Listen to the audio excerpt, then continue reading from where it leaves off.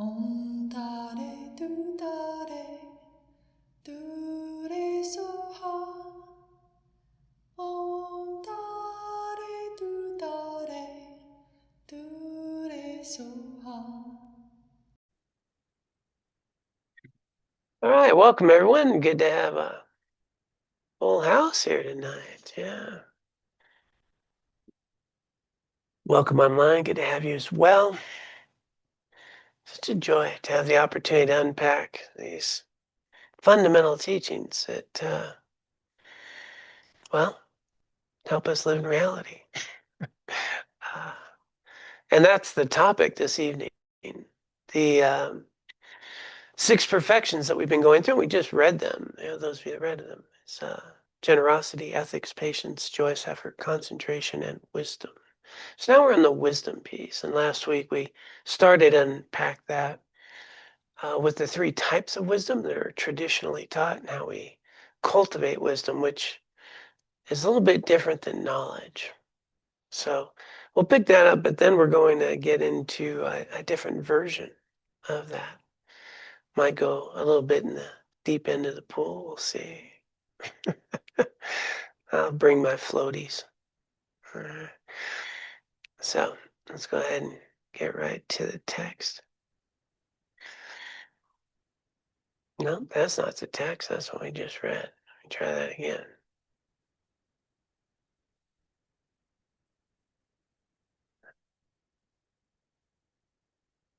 So three types of wisdom, and this is just basically, I think, pretty healthy for anybody, whatever you're studying, whatever you want to learn, whatever you want to embody.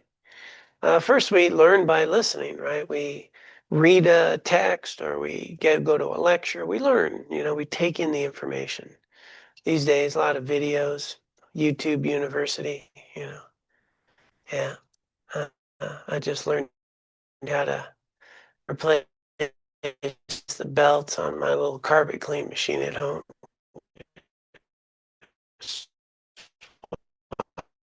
So YouTube University information. We take in the information. So that's called the wisdom of listening. Actually, I'll undo that. And then the next step is, well, if we're trying to learn something, especially about life, about ourselves, about how the world works, how our emotions are, a little bit about ourselves, well, then we need to question, is what I'm learning accurate? Okay, is this accurate? This is the critical piece. We want to analyze what we're learning. Is it, does two and two equal four? So when we receive a teaching of any sort, does it hold up? Check it, test it. Let me debate it. The monks at our monastery, they debate like hours every day. It's just a big old debate thing back and forth. Because we just want to know, is this true? Does it hold up? Does it make sense? I actually, a lot of people know me, gives as far as quotes. I tend to, even in the books I write, I always start with a quote. I've been picking up quotes for years. I have hundreds of quotes.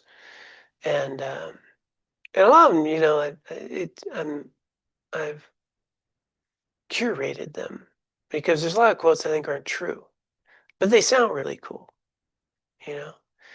But is it true? And so actually finding quotes that are meaningful, inspiring, but also true, well, that's a little trickier. For example, if you don't stand for something, you'll fall for anything. That sounds pretty cool, right? Is that true? Will you fall for actually anything? No, you'll probably fall for a lot of things, right? But it just doesn't hold up. But you can maybe reword it a little bit about the value of standing for something, right? So it's like that. We hear a lot of things and sounds, wow, that's pretty cool. And so said that. Okay, well, let's check it out. Does it hold up? Is it true? So critical, to all of Buddhist teachings, and you know, 85, 90% of what we teach here in Buddhism has nothing to do with being a Buddhist. It's just reality. How do you exist in the world? What is the cause of suffering? What's the cause of well-being? How do we understand ourselves and the world, and how does it discord with reality, and what's real and what's accurate. Where do my emotions come from, feelings come from, things of this nature, which now a lot of Western psychology is incorporating. They're unpacking uh, some of that, understanding things like cognitive distortions and so forth. Um, and so the basic underlying premise in Buddhism is that our suffering comes from misunderstanding, discordant with reality. I'm seeing something in a way it doesn't exist. I'm seeing myself in a way I don't exist.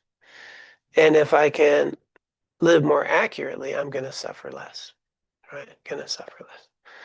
So then it's really important to check, is this true? Is that true? If you live more in reality, will you suffer less? I mean, that's a basic premise. And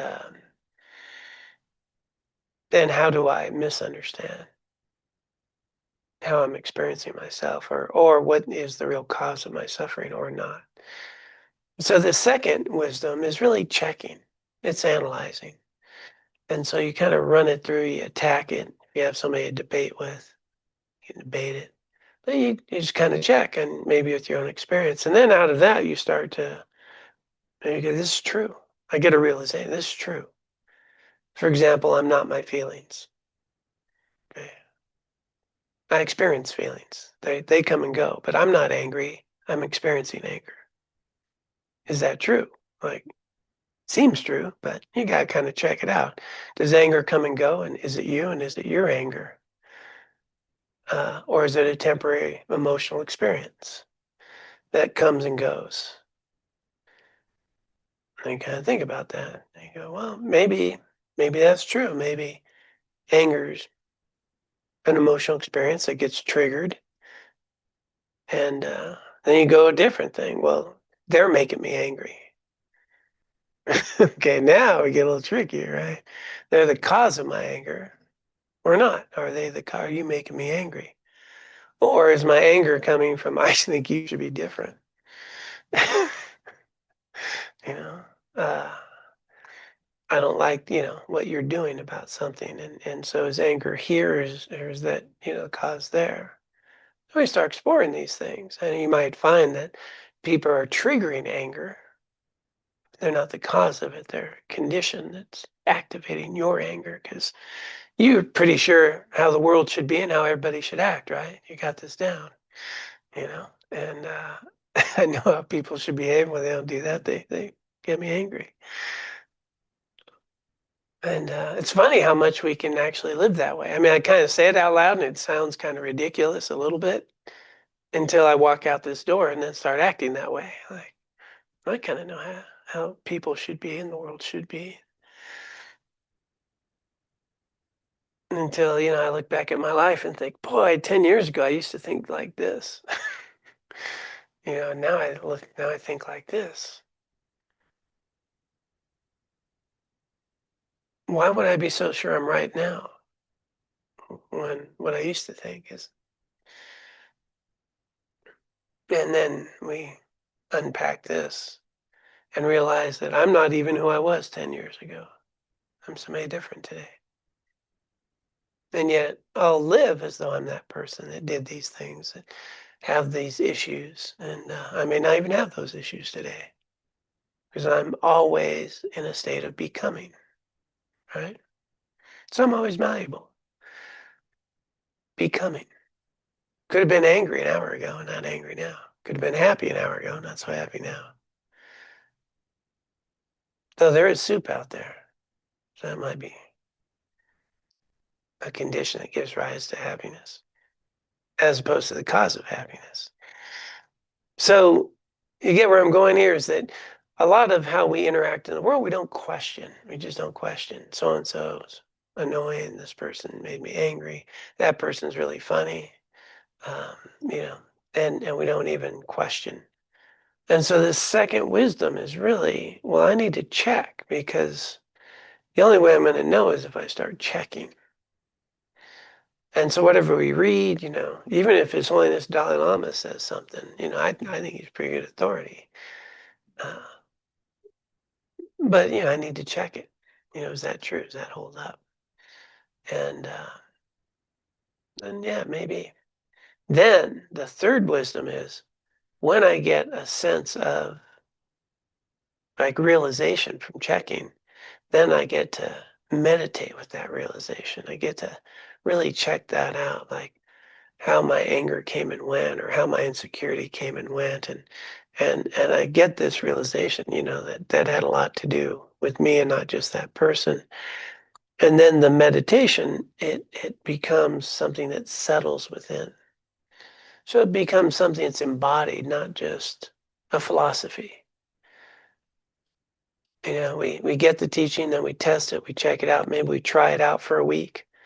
I'm going to try to have this attitude for a week. One of the great examples is gratitude, right?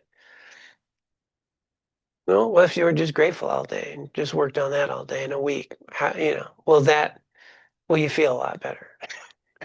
Will you have less anger? Is it really, can I have gratitude and anger at the same time? Probably not.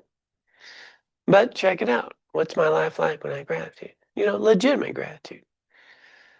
And you try it out and you go, okay, well, gratitude helps me live more in reality, see what I have, see what I have to be grateful for. And guess what? When I have gratitude, I don't have a bunch of desire and resentment and frustration.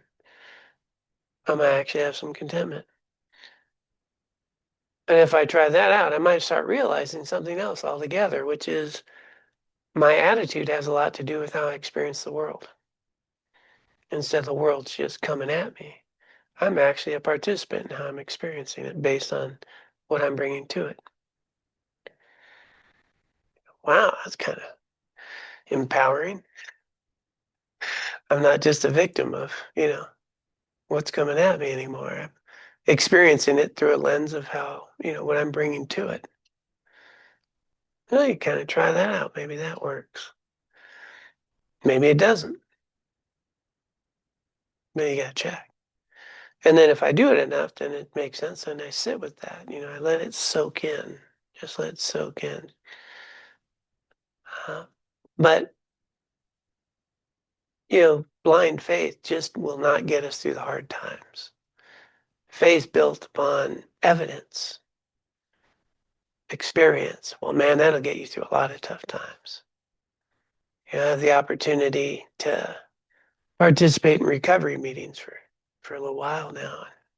I've seen the evidence of people walking through very difficult things and changing their life. Like I have all this evidence, I've seen people do it. In the spiritual realm with my teachers and monks I've lived with and so forth, I've seen, um, man, I've seen compassion just in action. It's just like, wow, and I've seen these things, right? And so it's important to look for evidence, look for role models, look for um, some sense of value and truth in what we're learning. I was talking to someone the other day, and we are just talking about getting older. I mean, none of you have to worry about that. I do. Getting a little older, bodies not healing like it used to. All this muscle that's up here, the gravity. I don't know what happened. It kind of, you know, uh,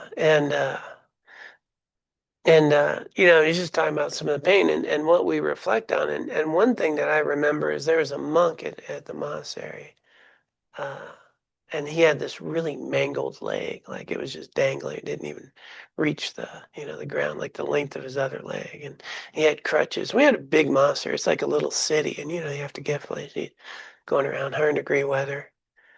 I never saw that guy not smiling, like not happy. I mean, he was just beaming every time I'm walking by him. He's just cruising along, and I'm sitting there thinking, what's his attitude? How's he perceiving the world? You know, I don't think it was poor me. Pretty sure. I mean, I'd see him on really 100-degree days, just smiling good. Yeah, and wow, I've seen so much of what this can do to one's mind. So, I have a lot of faith there. And then I try and I practice and I found certain things work. Some things not so much, other things do. So the second piece lays the foundation for us to really gain a realization. And when we get that realization, for example, um, just let's say frustration. So by the way, anger, a lot of people go, anger, that's a word, big emotion. But anger is a bandwidth all the way from irritated to frustrated, up to anger to rage. It's the same thing. It's just the bandwidth, right? Being a little irritated is a form of anger, but it's not, I'm in rage, right? So it's just this bandwidth. And we have lots of little things that might irritate us. And so you might work on something that you found irritating, and then you might explore it. And I'm just going to use the classic example of the love of my wife, Laura, which uh, I would find annoying sometimes when I'm driving the car. And she would point out, do you see that up there? Turn left. Oh, you're too close. Like giving some advice while I'm driving. And I'd be like, yeah, I see the thing up there. Like, and I mean, have you guys ever experienced that? Some help when you're driving? Okay, yeah. All right. And so I noticed this about me, and what I looked at it and I said, well, what's up with that? And basically, Laura is expressing her love. She wants us to be safe, right? Did you see it? Maybe I didn't see it, right? Um, and so, paying attention and starting to realize, the person you're sharing your life with is trying to make sure you're both safe. Why would you get annoyed at that, right? Why would you? So now, when she shares her love with me, the annoyance isn't theirs, right? Um, so that shifted. It shifted because of understanding it better and then noticing it. And then what it really came down to was my insecurity. Like she doesn't think I know how to freaking drive, doesn't trust me, right? So that's my insecurity that's creating the annoyance, not her. So this is kind of the way we can work at things is we can start to go down and go, okay, you know, that's annoying. Well, is it really annoying or am I insecure? Which is it? You know, and and what would it be like if you weren't insecure? What if you just felt pretty comfortable about who you were and things? People could say things, probably wouldn't be so annoying in general. Could be other things. But if we don't explore these things, we live in a world where we have a lot of annoying people, or even people we care about that do annoying things. And we have a lot of judgments and attitudes about people, based on something that I really didn't look that deeply at and didn't realize how much of a role I had in that. They had something. We don't want to get them totally off the hook, but I have some role here, right? So if you can work through it, then there becomes a realization. Then what happens is that sensation doesn't even come up anymore. It's gone. Because, the belief system's gone. I cut through that. It doesn't even make sense, right? So after a while, you might even get to a point where nobody, they're not the cause of your anger, that belief system. And nobody pisses you off anymore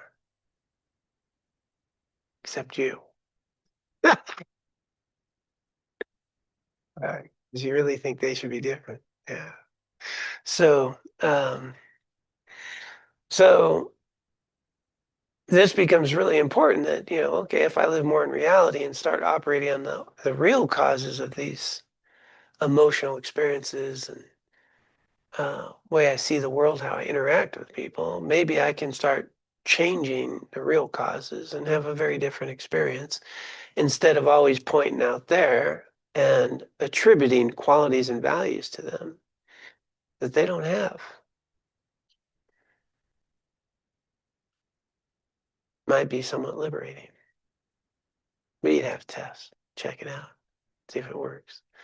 So the second one is really the piece. Always checking, always checking. See what's true. And then, the whole bandwidth of Buddhism is basically just to live in reality. And what liberates you is direct experience of the ultimate nature of reality. But we'll get to that if I stop talking about this. Possible. Okay. All right, Carla. Thanks, Carla. Go ahead. So I was thinking about, we started on the topic last week, and I was thinking about it throughout the week. And it seems like almost to a person, myself included, like we're listening to the teachings, we're understanding them on an intellectual level, we're actually applying them, we're getting results, but we don't recognize it. And I was trying to figure out like where in this spectrum are these steps that happens. And I think, based on what you're saying tonight, that it's in that contemplation part, but it's just fascinating that most of us at some point in time don't realize that we're actually affecting the teachings. So it's just an observation, but I was just wondering if you have more to say about that. Because I was wondering if it was okay, is this in the contemplation or is in the wisdom? And we haven't gotten to your explanation of the wisdom yet, but it feels like it falls squarely in the contemplation. And actually a bit in the meditation, really.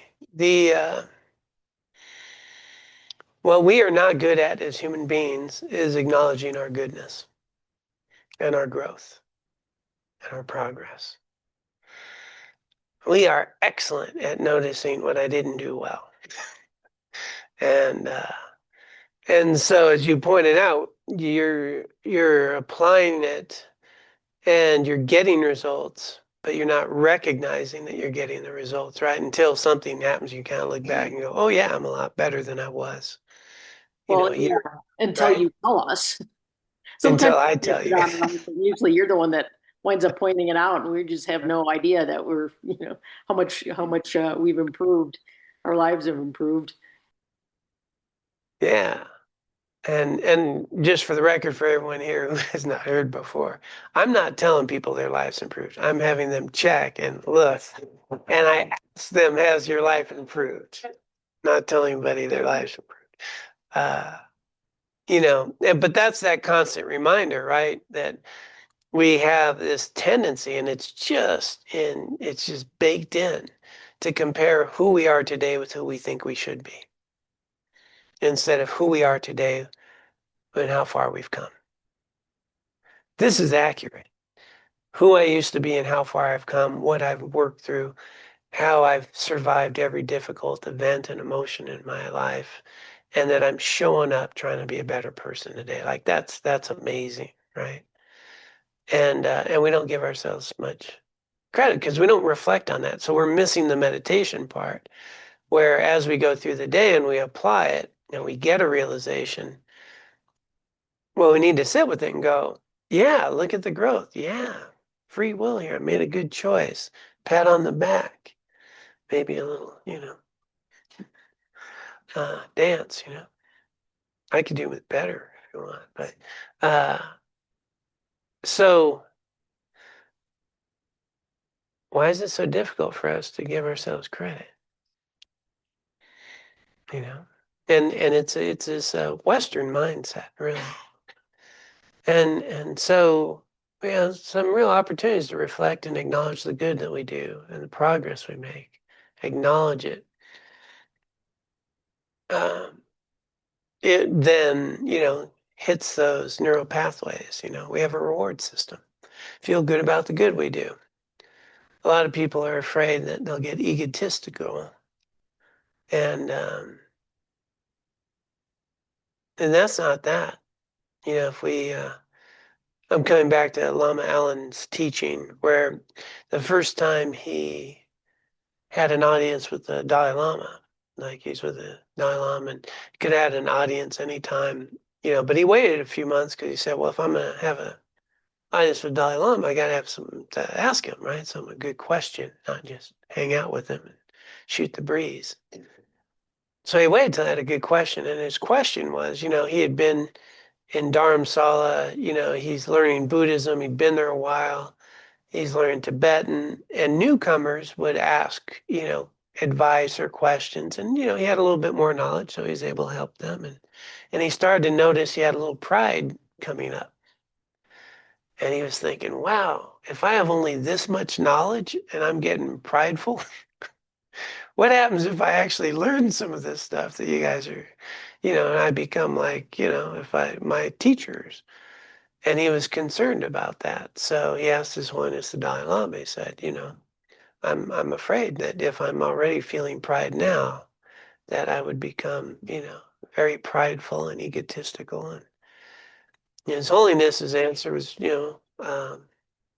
he said, so if you were a beggar and, you're going to house, so, in India, a lot of beggars, and you go and house, and someone let you in their house and they're having a big banquet and they invite you in and they give you the best food and they have you stay for a while and they really treat you well, would you feel proud? And he said, no, I wouldn't feel proud, I'd be grateful. And he said, well, that's who you were. You're a beggar coming here for the Dharma with all the struggles and sufferings of the world, and you're being served a banquet of Dharma.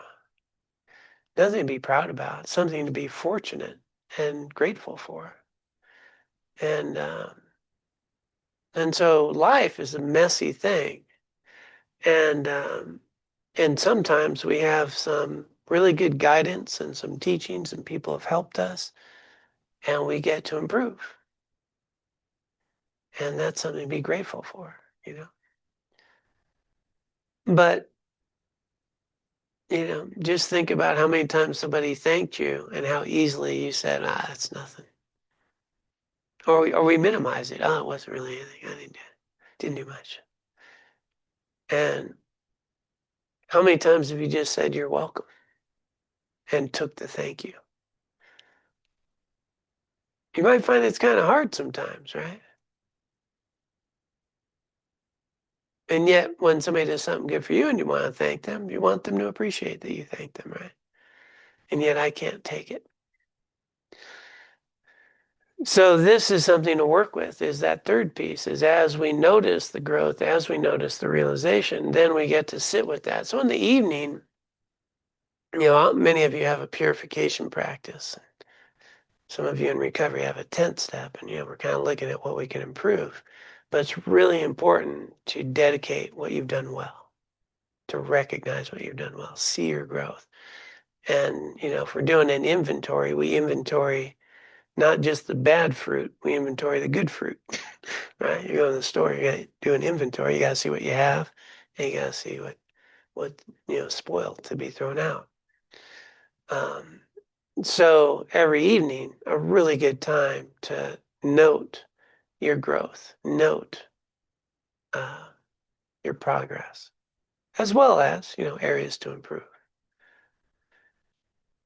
And then you don't have to wait for me to ask you how far you've improved, because you might already know.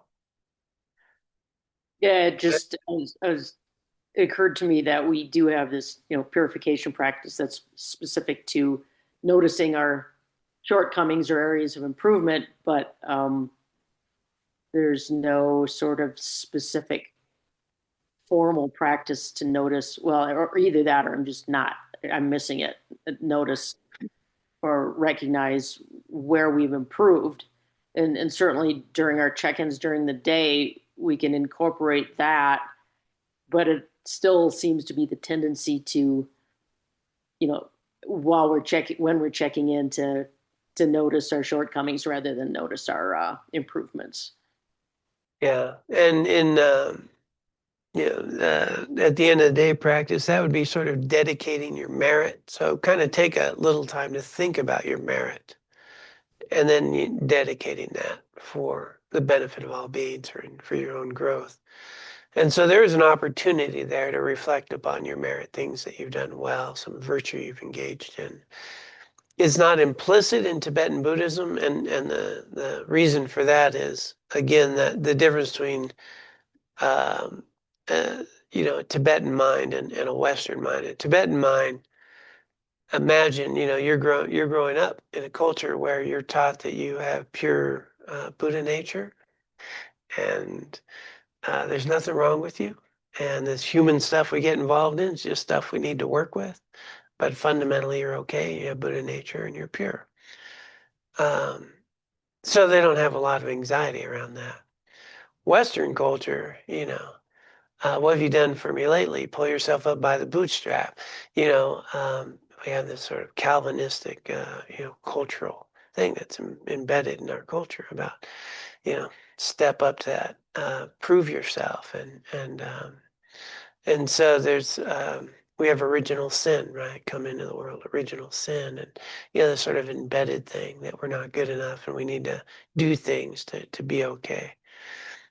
And so it's a very different mind, and so we need a little more training to recognize our goodness.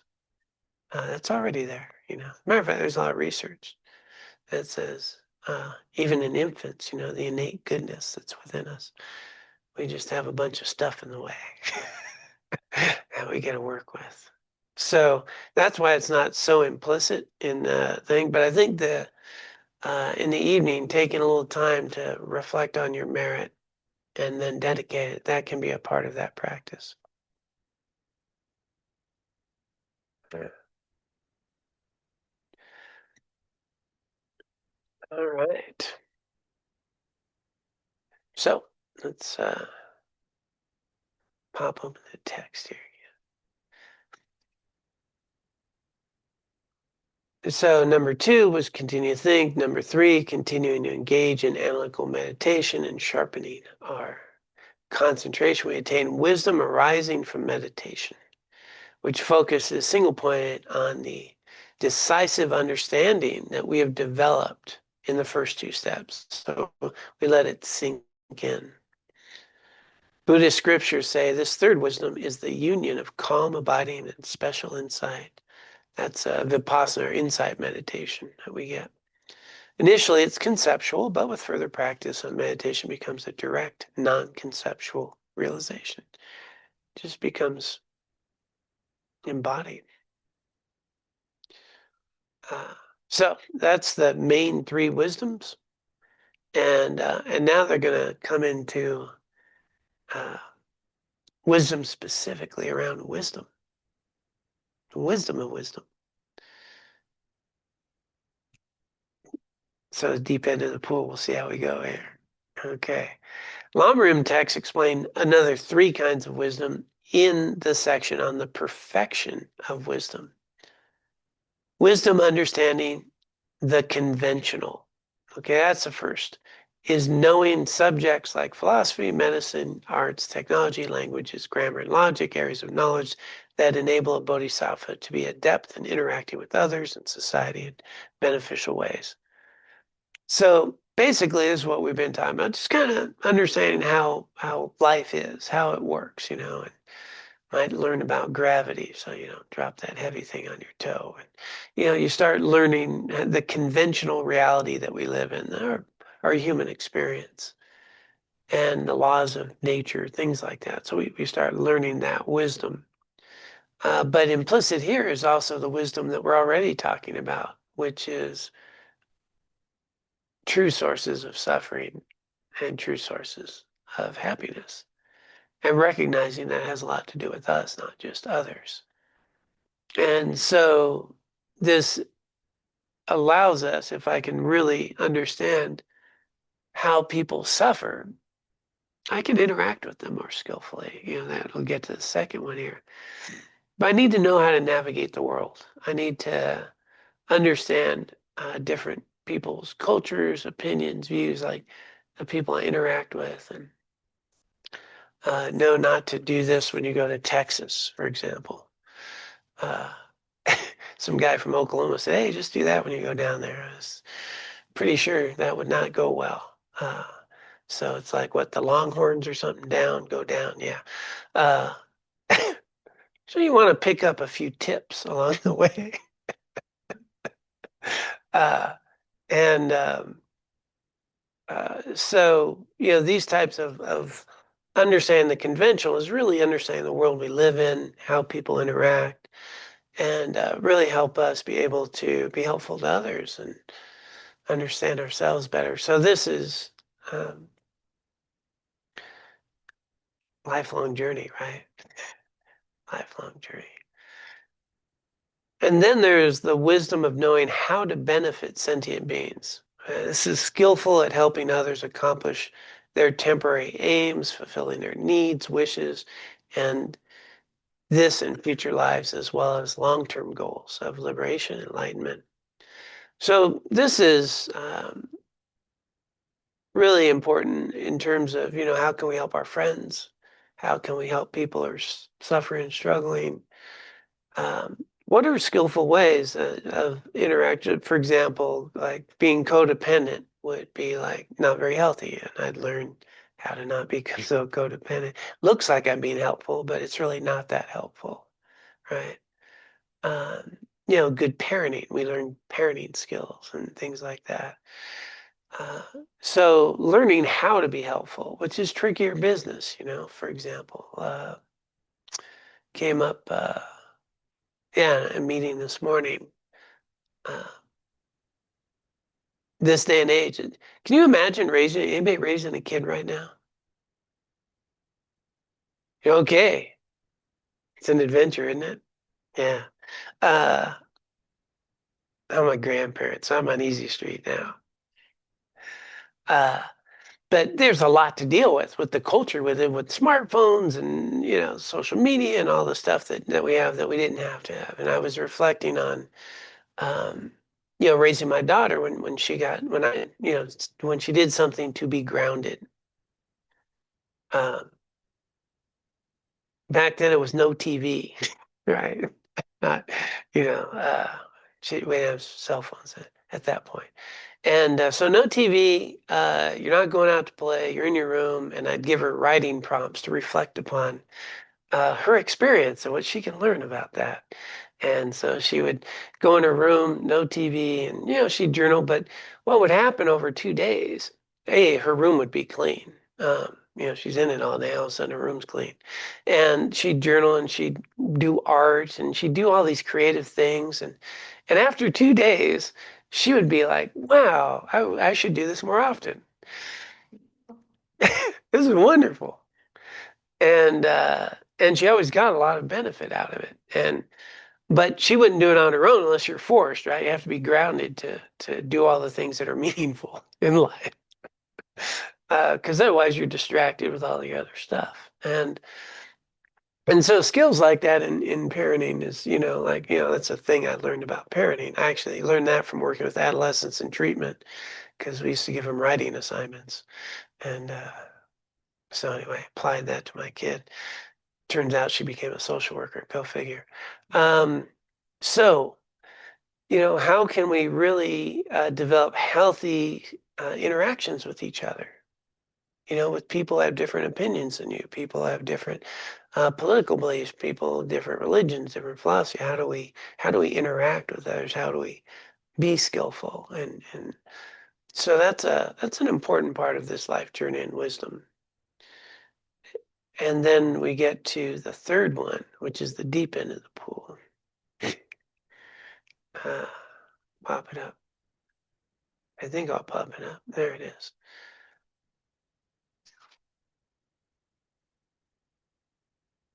So, we can help people, in their daily needs and be good friends and be healthy people, hold people accountable, just all the skillful ways of being a pretty healthy human being in this messy world that we live in. The third kind of wisdom is the most important. Wisdom understanding the ultimate nature of things, the emptiness of inherent existence. This wisdom is diametrically opposed to the ignorance that is the root of samsara and its various sufferings. So basically, this whole human experience we have and all the suffering arising simply from misunderstanding. In fact, it is the sole antidote to all delusions, anger, attachment, jealousy, and so on. All other antidotes, like those explained in the chapter on the true origins of suffering, can only temporarily suppress delusions, but not eradicate them from their root. Only the wisdom directly realizing emptiness has the power to do that. So that's like a direct experience of how you actually exist, how the world actually is, which is very difficult. I mean, it takes like 2 weeks, an extra workshop, and then you got it 3 weeks for some. Okay, yeah.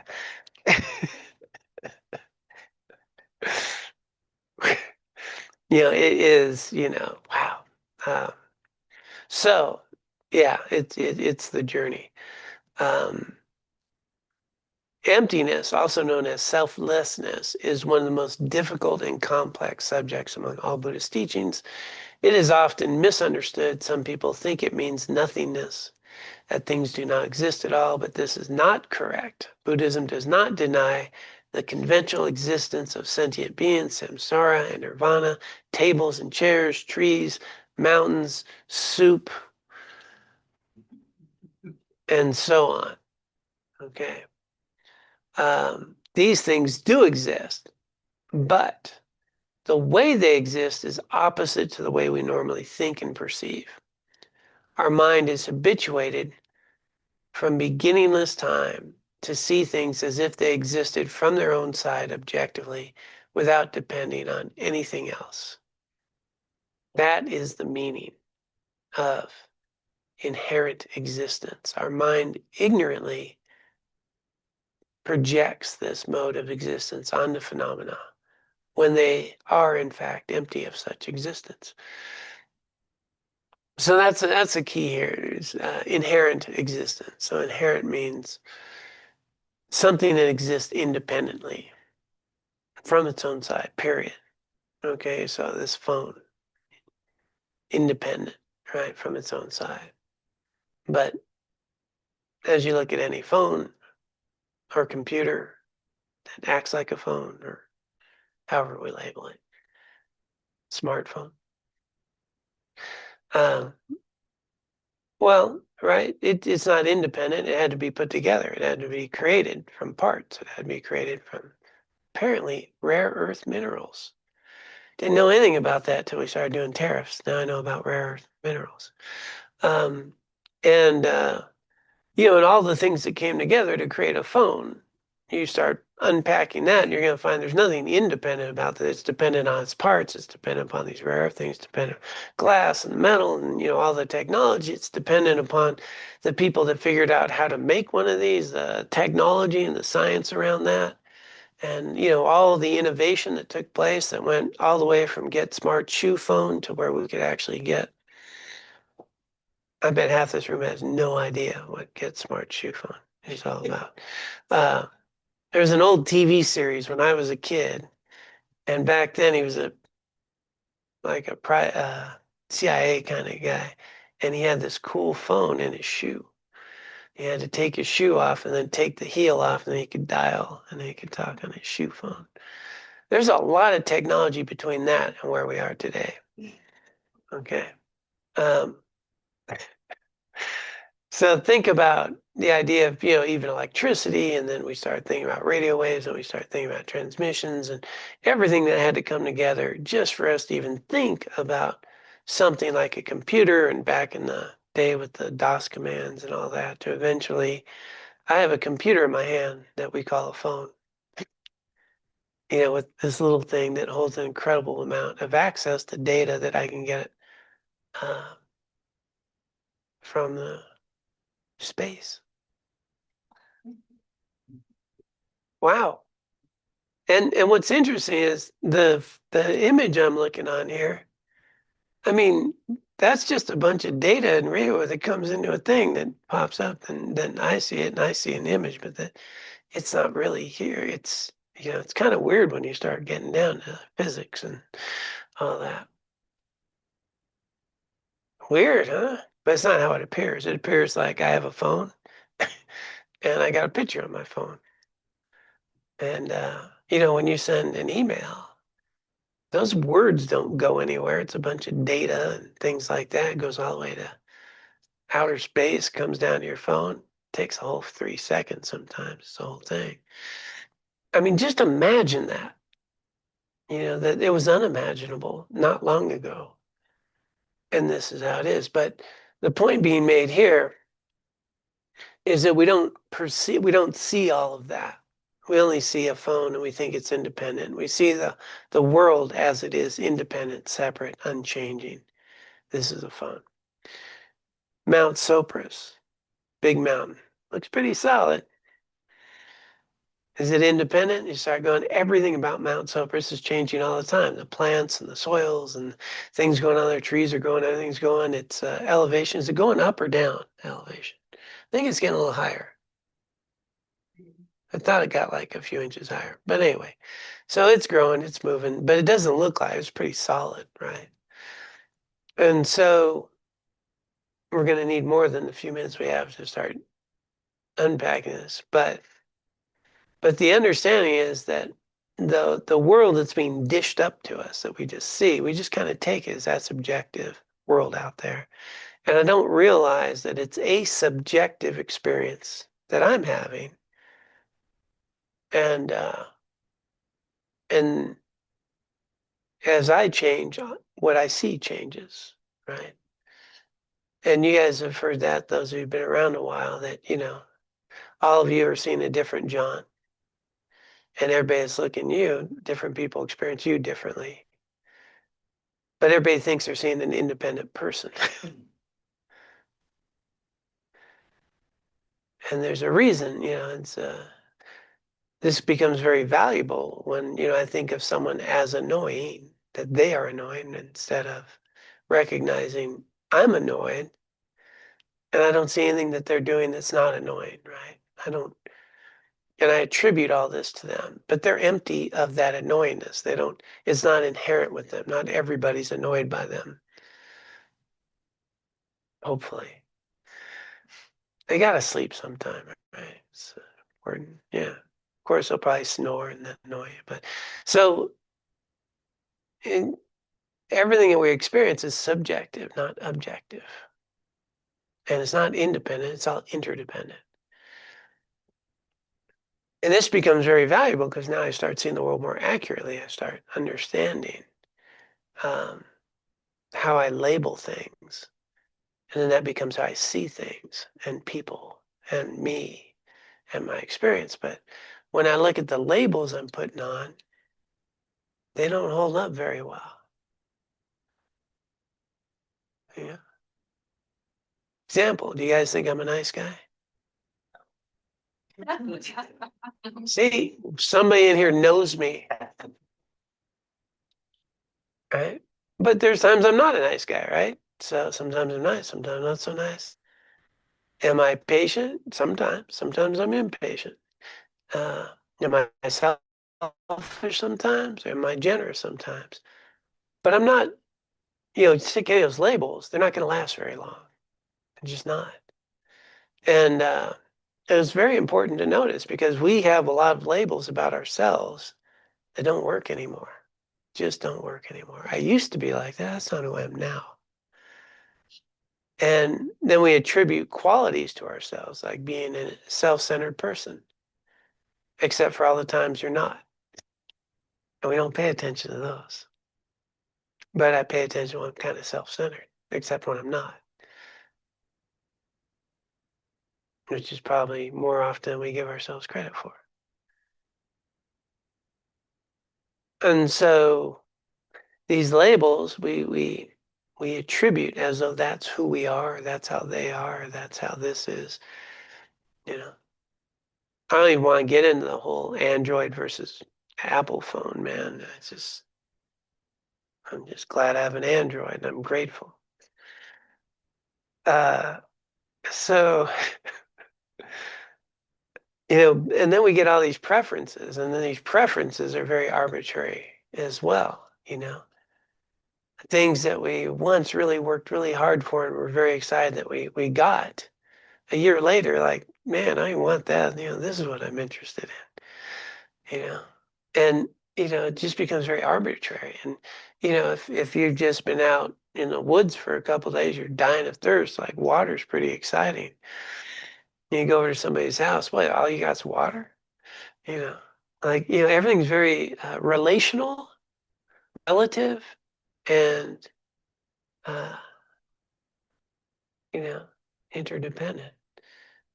And so, but our things, well, I need this to be happy. You get that, and then happiness maybe for a little while, and then I need this, and and we don't realize that it's not the objects.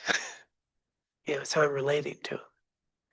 If I relate to them differently, they have different meaning. So this is where we can really, Morty, do something. Morty's agreed. Okay. I got one person, well, one dog on my side. All right. And so this is something that we want to kind of check is, these labels that we find. Now, labels are helpful and functional for periods of time, right? But they never capture the totality. And so we need to question labels, put new labels on, check these things out.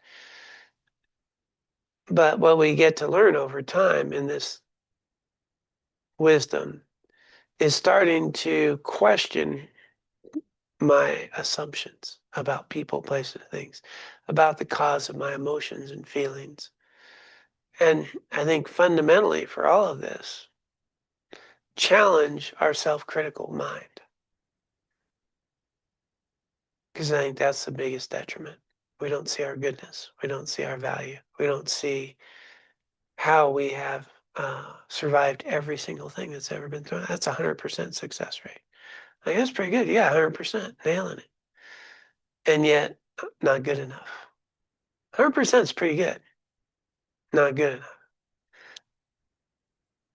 And that life's messy and that we're here to learn and grow. I haven't met the person who just came out of the womb, nailing it. Right? Life's a messy thing. We're always growing. And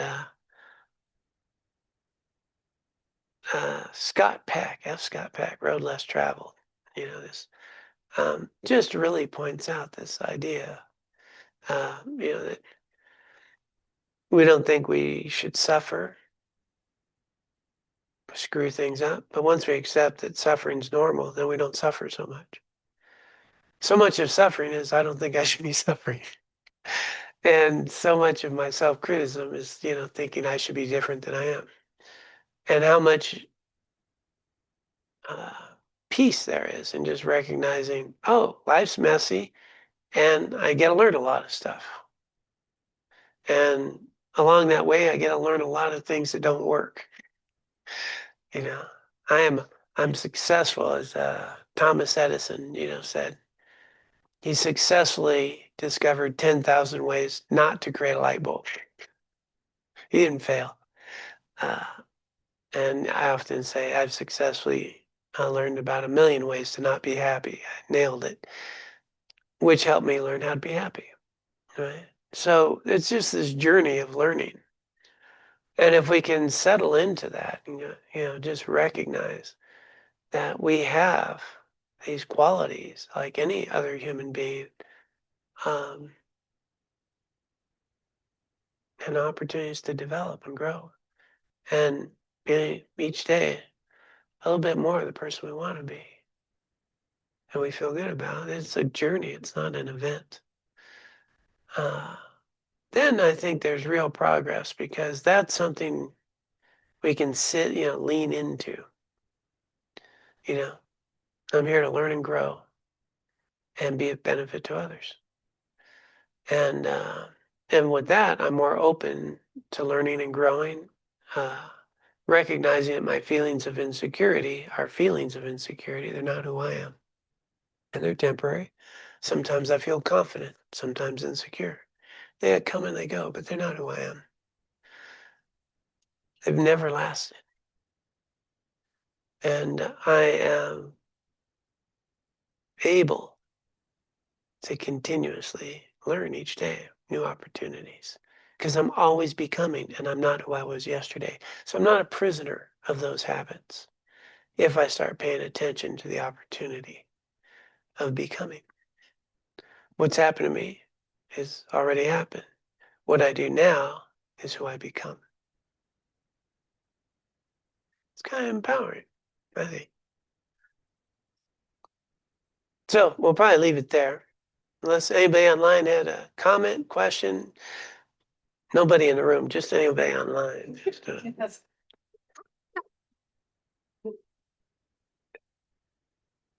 Okay. We will pick it up here. We'll go into this wisdom next week. And those of you here know we'll have monks coming Thursday, Friday. So tomorrow, Friday, yeah, Thursday, Friday, Saturday. So events every day out here. Starting with the tea ceremony tomorrow. Monks from Condon Chartsey. So if you can make it, please do. Sunday night's a Momo meal. Momo, right? Who doesn't want Mo? I'm all about it. So, yeah. Anyway, we need to wrap this up. All right. Well, we will dedicate the merit. Anyone who'd care to can join in dedicating the merit of our time and energy here today. A lot of things we could have been doing on a Wednesday night, and here we are seeking to cultivate the qualities that help improve our lives, the lives of those around us, to open our hearts and minds to improving and engaging in a path that reduces suffering and cultivates some genuine happiness, well-being, and the capacity to be of ultimate benefit to others. So with that in mind, those who care to invite you to join me in the dedication. By this merit may I soon attain the enlightened state of Guru Buddha, that I may be able to liberate all sentient beings from their suffering. May the precious Bodhi mind, not yet born, arise and grow. May that born have no decline, but increase forevermore. Om Tare Tu Tare Tu Re Soha. Om Tare Tu Tare Tu Re Soha. Om Tare